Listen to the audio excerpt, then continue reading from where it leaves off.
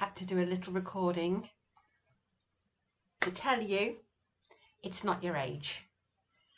I have lost count of how many times I see people who come to the clinic or speak to me outside of work, and that you believe that your pain, wherever it might be, hip joint, knee joints, back pain, shoulders, hands, feet, that it's just your age. It is not. Are you at more risk? Is there an increase in risk of developing arthritis as we get older? Yeah, slightly. All right. Does that mean that every pain that you've got is arthritis? No. Arthritis is a systemic, whole body inflammatory process that happens to affect in osteoarthritis the joints, in rheumatoid arthritis multiple other systems. Although I would argue that if you've got a system inflammatory problem, it is going to be affecting other parts of your system. So if you've got joints that are painful and swollen, even if it's only a tiny bit of swelling and you don't feel very well, all right, there's loads we can do. But please, please, let's stop telling ourselves, I'm really hot, it's lovely, isn't it? It's hot. Let's stop telling ourselves that it's our age. Especially when you're coming to me and it's one knee's bad and not the other one. I mean, they're the same age, aren't they? All right. And I'm going to be very controversial here. Okay. It's not always your weight either. Now, when I see people, particularly if you're carrying extra weight, I know that the first thing that puts you off coming to see one of us is because all you'll get told is it's your weight. Now, I do understand that weight has effect on our bodies, and ideally we want to be as healthy as possible. But being thin doesn't make you healthier either. Healthy's healthy.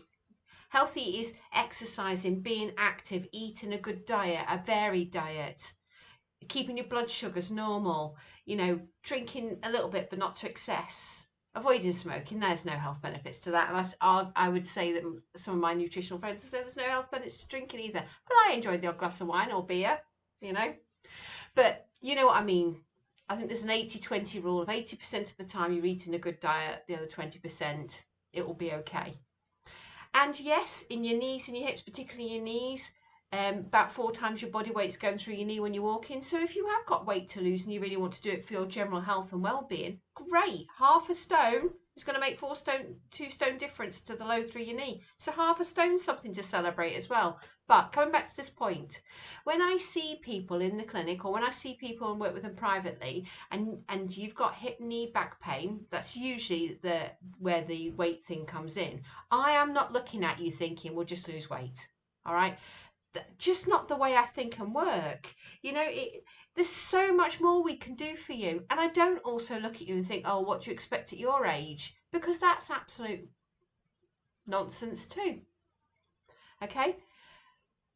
There's a difference between increasing risk of things becoming a problem when you're getting older. And yeah, does that mean we have to work harder at our muscle bulk and strength? Yeah. Do we have to work a little bit more at keeping ourselves as flexible and as active as that we were? Yeah, our muscle size decreases over time as we get older.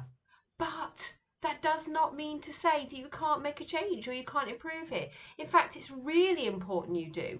There's loads of links to physical activity with dementia. The better, more active you are, the better your balance is, the better those systems work, those nervous systems work in your brain, reduce the risk of dementia. Being active keeps homeostasis, regulation. So if you're a bit stressed or your blood sugars aren't great, all right, getting out and walking, particularly some research to say half an hour after you've eaten can reduce that sugar spike. Okay, but if you're somebody who's thinking, I would really love to do that, but I can't because my back hurts, my knee hurts, my foot hurts, my hip hurts, or I can't go to the gym because I've got shoulder pain or neck pain, well, let's deal with it. The thing that you can't do, what's not a recipe for success, guys, is avoiding it. Because if you avoid something, loads of things happen. You reduce your strength, you reduce your flexibility, you become more fearful. As you become more fearful, your nervous system, your brain thinks it needs to protect you. So sometimes that can create more muscle spasm, and you go round in this more downward spiral of things getting worse. It's not hereditary either. There are one or two things that we know come down the family, but most things aren't. Okay, so if you're looking at yourself and thinking, goodness me, all of my family have all had back pain, right? It's just a coincidence. Back pain's really common. All right, you don't need to just accept it. All right, so if you're watching this video and thinking that's what someone's told me, it's my age, I'm telling you it's not. All right, I'm telling you that's not a reason for you to just accept your situation as it is, just to accept that you can't live your life, enjoy it, go for that walk, pick up your grandchildren, go in the garden, go on holiday, sit in a car, sit down for dinner, have a good night's sleep. Of course that they're accessible to, of course that's possible for you, but it won't be possible if you listen to somebody else, one other person's opinion, maybe two, his opinion about what you can chew and what you can achieve, because they don't know you, right? They don't know what you're capable of. I do. And also, if you've had an experience where you've tried something that hasn't worked, don't give up. That's like saying, I tried paracetamol, so I can't take any of the painkillers. How many times have any of you got blood pressure issues? Again, activity will help with that. How many times have you known someone who, either it's you or know someone, it can take ages to get the balance of blood pressure tablets right? Okay? Because one size doesn't fit all. And also, giving you some exercises, just one set of exercises, and it doesn't work, doesn't mean you're a failure. Just means we need to look again. Also, it doesn't always need just exercises. I'm working with someone in a group now that I just said to them, you're safe to do stuff. You'll not do any more harm. That was a massive change. I didn't particularly, I'm giving some exercise out because we're working on something specific, but actually what started them moving was the fact that I just said, you won't do any harm.